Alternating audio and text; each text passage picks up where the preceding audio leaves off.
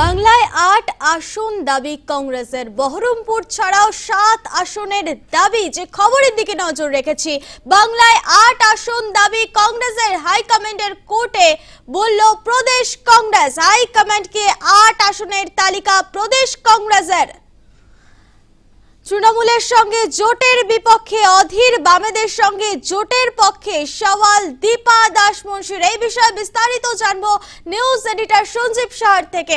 সঞ্জীব, কি জানাবে যে কোন কোন আসনের দাবি জানিয়েছে কংগ্রেস? দেখো, ইন্ডিয়া ব্লকের যে চতুর্থ বৈঠক, ঠিক তার আগেই মুখ্যমন্ত্রী মমতা বন্দ্যোপাধ্যায় তথা তৃণমূলের সুপ্রিমো, তার সঙ্গে রাহুল গান্ধীর ফোনে কথা হয়েছিল এবং সেই কথাতে ২টি আসন প্রদেশ কংগ্রেসকে ছাড়তে পারে এমনটাই কিন্তু জানা গেছিল। সেই পরিস্থিতিতেই হাইকমান্ডের সঙ্গে কিন্তু প্রদেশ নেতৃত্বের বৈঠক হয় এবং সেই বৈঠকে ৮টি আসনের তালিকা তুলে দেওয়া হয়। প্রদেশ কংগ্রেস সভাপতি অধীর রঞ্জন চৌধুরী নিজে সেই ৮টি তালিকা তুলে দিয়েছেন।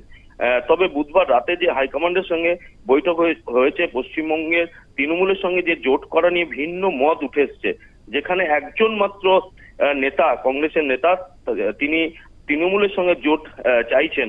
বাকি যদি দেখা যায় যে দীপা দাস মুন্সির যে মত, তাতে অনেকেই বর্তমান পরিস্থিতি বামেদের সঙ্গে জোটের পক্ষে এবং অধীর রঞ্জন চৌধুরী সেই ব্যাপারেও তিনি কথা বলেছেন এবং সেই বৈঠকে কিন্তু উঠে এসছে ভিন্ন মত। এবং প্রদেশ কংগ্রেস সভাপতি সহ যারা এই বৈঠকে উপস্থিত ছিলেন, অধীর রঞ্জন চৌধুরী বলেছেন যে এই যে লড়াই, এই লড়াইটা কিন্তু কঠিন, সেই লড়াইয়ের জন্য তারা প্রস্তুত। তৃণমূলের সঙ্গে জোটের কথা তিনি ভাবতেই পারছেন না, কারণ পশ্চিমবঙ্গে প্রদেশ কংগ্রেসের যা ক্ষতি হয়েছে তা তৃণমূল ক্ষমতায় আসার পর থেকেই। এবং বৈঠকে অধীর চৌধুরী নিজে তার যে আসন বহরমপুর, এছাড়াও দার্জিলিং, রায়গঞ্জ, মালদা উত্তর এবং দক্ষিণ, মুর্শিদাবাদ, জঙ্গিপুর, কারণ আমরা জানি যে মুর্শিদাবাদের ৩টে আসন একসময় কিন্তু কংগ্রেসের দখলেই ছিল এবং এই মোট ৮টি আসনের তালিকা তুলে দেওয়া হয়েছে। তবে হাইকমান্ড যে সিদ্ধান্ত নেবে, রাজ্য প্রদেশ কংগ্রেস সেটা মেনে নেবেন এমনটাও কিন্তু তিনি জানিয়েছেন।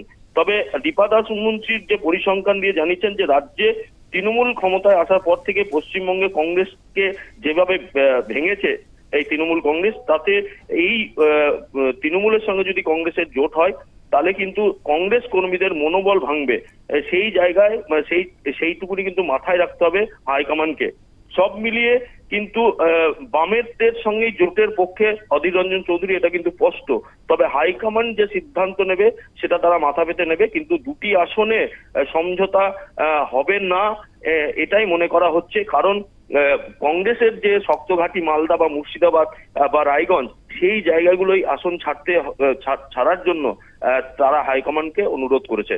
সব মিলিয়ে এখন দেখার যে মমতা বন্দ্যোপাধ্যায়ের সঙ্গে হাইকমান্ডের বৈঠকের পর কি সিদ্ধান্ত উঠে আসে। পশ্চিমবঙ্গে অন্তত ২টো আসনে লড়াই করার জন্য কংগ্রেস একলা চলো নীতি এটাও নিতে পারে, কারণ প্রদেশ কংগ্রেস সভাপতি বারবার তিনি দাবি করেছিলেন যে ২টি আসনে তারা সমঝোতা করবেন না।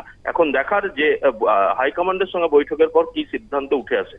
একেবারে সঞ্জীব, ধন্যবাদ জানাবো তোমাকে। যে খবরের দিকে নজর রেখেছিলাম, বাংলায় ৮ আসন দাবি করেছে কংগ্রেস।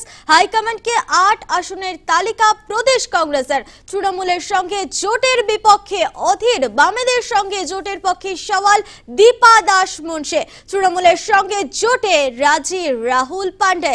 প্রদেশ সেবা দলের চেয়ারম্যান রাহুল, কংগ্রেসকে বাংলায় ২টি আসন ছাড়তে চায় তৃণমূল।